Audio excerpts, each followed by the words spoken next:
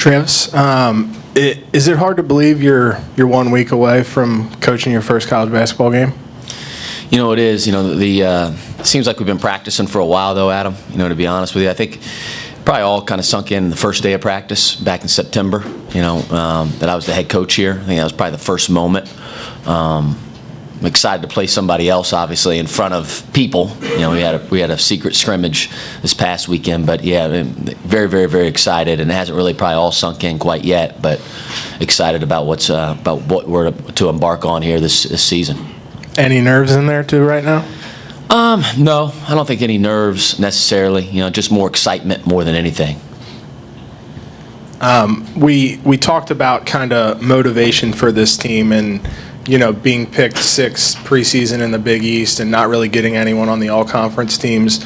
Is that something that you see from your guys when you look in their eyes when you know interacting with them? Do you feel that from them, a motivation, like they have something to prove? Yeah, I think so. You know, obviously we, you know, preseason rankings are what they are. You know, it's not how you start the race, how you finish the race. And, you know, for us, you know, we try to recruit as many guys that have a chip on their shoulder. You know, a lot of our guys weren't, you know, top 25 in the country, top 30 in the country. They may not have gotten recruited at the level some of these other schools recruit at. And you know, we want guys that are self-motivated, guys that have something to prove out there.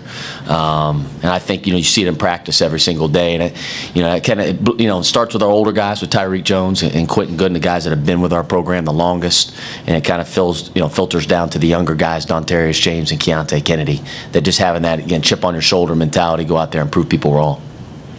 After several weeks of practice and a closed scrimmage, what is your assessment of the freshmen, Keontae and Dontarius?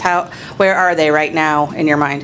You know, things are going really fast for them, Shannon. Like, you know, I think as it goes for every freshman, you know, there's a huge learning curve. There's a different level of accountability on the defensive end, offensive end, and strength-wise. You know, especially for Keontae. You know, Keontae's put on about 10 pounds of muscle here with Coach Jennings, who's done a great job with him. But he can shoot the ball, and he knows how to play. You know, and he can defend, he can move his feet. So as the game slows down for him, I think he'll earn more and more minutes. And then Dontarius, I think it's the same thing. You know, as the game slows down for him, that's where he's struggling the most right now. Is we always say, do your job. You know, we got to be able to rely on you on both the defensive end and offensive end. You know, physically he's ready. You know, he weighs 222 pounds, and he has about 6% body fat. So physically he's ready. It's just about getting the game to slow down a little bit for him. How deep do you see your rotation going, considering the fact that those two freshmen are still kind of getting their feet wet? You know, we want to develop, obviously, our bench and be able to play at least 8 guys. That's what we'd like to play. Now, how many minutes do those guys play? I don't know. You know, we're going to try to keep the best players on the floor as much as possible. But those guys, again, playing time is earned in practice through our Xavier way, which I know has been made pretty public about what that is. But that's where playing time's earned. So if anybody ever had, you know, I always tell all the players, you know, if they have a question about playing time, my office is always wide open. You just be ready for transparency, and we just go right to the Xavier way. Travis, you mentioned how good of a defensive team that these guys have the potential to be. Is that partly out of the personnel that you have, but also maybe out of necessity where you're looking to maybe make up for some scoring production from the defensive end? I think it starts with personnel. You know, you look at the guys that are returning, whether it's Tyreek Jones, Najee Marshall, who may be one of the most versatile defenders in the country, you know, Paul Scruggs, Quentin Gooden. There are a lot of like-sized guys. You know, we don't have any 5'10", 5'9" guards out there. You know, we have 6'3" plus guys that are all athletic, that are all tough, physically strong. So I think it starts with your personnel, and then I think it does go a little bit to who we have. You know, we did lose a lot of firepower with J.P. McCura and Trayvon Blewett and Karam Cantor and Sean O'Mara and Kaiser Gates. We have to create more offense off of our defense. And, you know, learning from the secret scrimmage, you know, we have to guard without fouling too. You know, the officials are always going to call it really tight early on in the year, and they have done that over the last few years, and we have to adjust to that.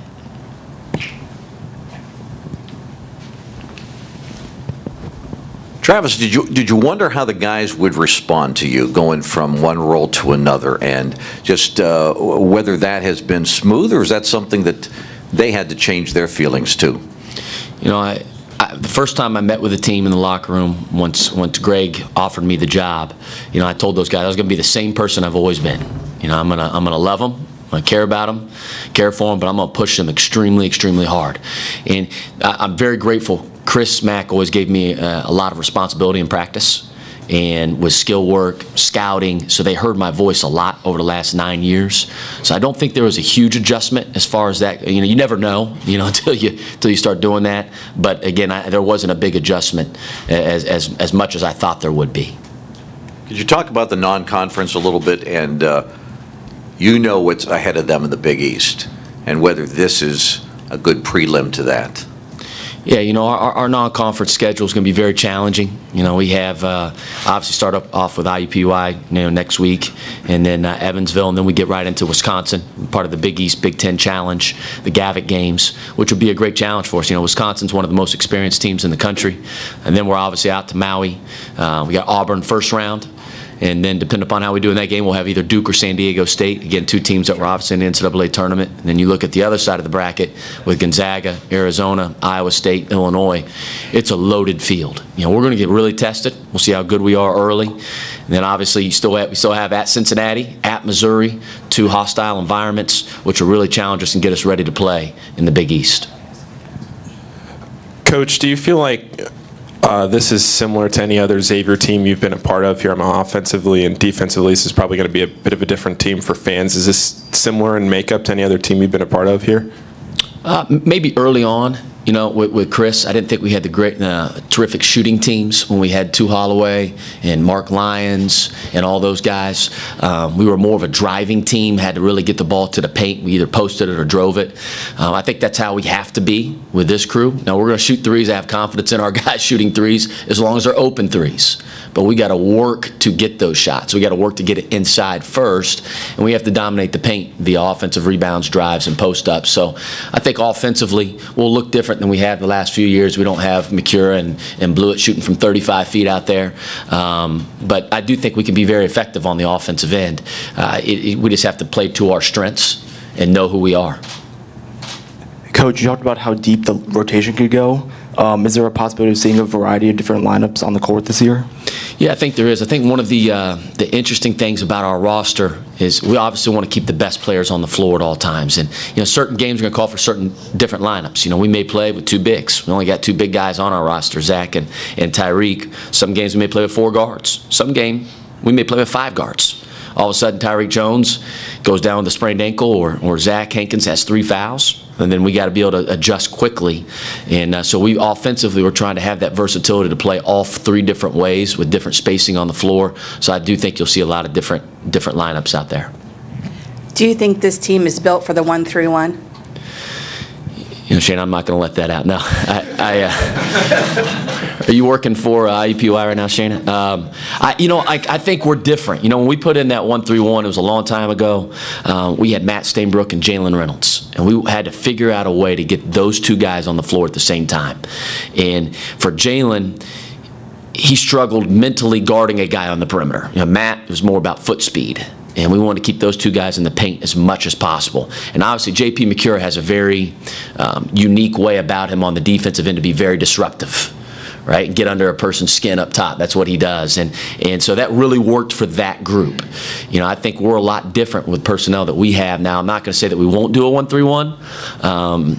We could. It's going to be morphed, though, for sure, how we run. It's not going to be the exact same way that we've ran it the last, 5 or 6 years. So not tipping your hand, but what's your philosophy on the press? I know you've said you want to use it more. Can you kind of identify more what you mean by that? Yeah, I think, again, we're not going to become West Virginia, where Huggins is at, and obviously when Shaka was out at VCU. You know, we will press after free throws. We want to try to create turnovers to create offense, off of our defense. I think that's really important for this group of guys. To this point, we haven't put it in yet. We will here soon. We want to get our base defense in, which we've done here in the fall, but that will be something that we're going to do moving forward. In addition to the obvious changes he's made physically, what do you see from Tyreek Jones at both ends of the floor in terms of him taking that next step? You know, like you said, physically, obviously it's been well documented. He's down to 235 pounds. He's lost about 25 pounds. It's going to allow him to play longer. He's quicker. He can guard on the perimeter, which I thought was really important with him and Zach Hankins if we're going to play those 2 guys together. I told Tyreek the only way we're going to do that is if you can guard on the perimeter, if you can hold your own. So body-wise, he's done a great job. Jonas Hayes on our staff's done a great job with him. I have all the confidence in the world that Tyreek, if it's a one-on-one match down there, he is going to score or get fouled. I think he can be an all-conference guy. There's no question in my mind. He should lead the Big East in rebounding. He is our enforcer. I think people are going to be really shocked how good he is. You know, last year we had Karam Cantor, we had Sean O'Mara, we had 2 other guys. So it's hard to get a rhythm. We tried to play all 3 guys, and we'd always play 4 guards out there, so it's hard for Tyreek to get a rhythm. I think he's more than ready to take a big step forward.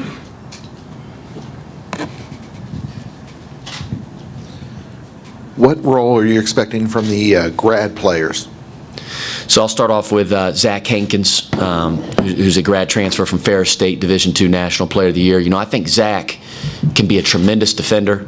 He's unique in a way because a lot of times when you get guys that can really protect the rim, they struggle to defend in ball screen situations. He can do both. He's very, very, very mobile, athletic. He can protect the rim. He can defend out on the perimeter. He's going to give us great versatility on the defensive end. On the offensive end, I think he has an ability to score. He's an elite pick-and-roll player, and I'd say that's where he's best at on the offensive end. But he's become a much, much better scorer around the rim as well. We want to throw the ball inside a lot, whether it's to Tyreek or Zach. Ryan Wellage, you know, Ryan, he shot 44% from 3 out of San Jose State, can really shoot the ball.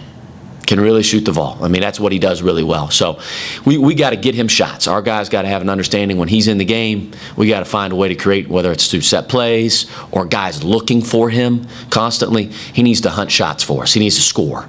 And I think he can definitely bring that scoring punch that we need. And last but not least is Kyle Caslin, who Kyle's kind of, and I hate the terminology, two-way player, because every guy should be a two-way player in basketball. He should defend and play offense. But, like, he's really good on both ends. He reminds me a lot of Malcolm Bernard. He's athletic. He can defend. He can make an open shot. He makes simple plays offensively. I think he brings a lot to the table.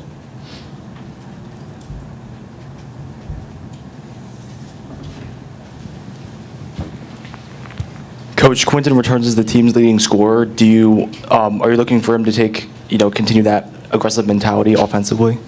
Yeah, I think you'll see a different Quinton this year. You know, obviously, you know, he was kicking the ball out to Trayvon Blewett and J.P. McCura a lot last year, and he's the leading returning assist guy in the Big East, and he still has to be that. He has to be the leading assist guy in the Big East this year. You know, the ball's going to be in his hands a lot, and he has to always tell him, because I think you guys will see he's going to score more than he ever has, and I know that just because of who we have on our team.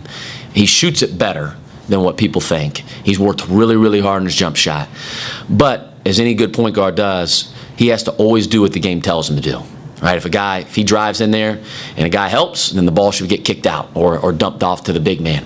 If nobody helps, and he should look to score. If he's open on a 1-2 step rhythm 3, and he's going to shoot the ball. I want him to be aggressive, but always do what the game tells him to do. But I think he'll take a big jump up offensively this year. With Quinton, how big of a concern is the shoulder? I know it's been kind of nagging him in the preseason. You know, I can't necessarily comment specifically on it, but he's day-to-day. You know, he's going to be fine. You know, we're obviously going to be very cautious with him. You know, one of the good things for Q is he's been around here obviously for 2 years. He knows our system. He knows our terminology. We want to keep him fresh as well, kind of towards the end of the year. We want to be at his best, obviously, in February and March. So I don't see it a problem moving forward at all. But, again, just being cautious with him. Heading into the first year of your career as a head coach, what's some of the goals that you have for the team? You know, I think it goes back to our team identity, and, you know, which I laid out for our guys, again, in the first time that I met with them, is to be the toughest, nastiest team in the Big East that's committed to getting better every day. And I just want to see our guys grow as individuals, grow as a team. And we'll see where that ends kind of in March. And I think it'll be where we want it. I really do, because I think we have the talent that we need, and we have the toughness, and we have the togetherness. But again, just being committed to that growth mindset. Thanks, Coach.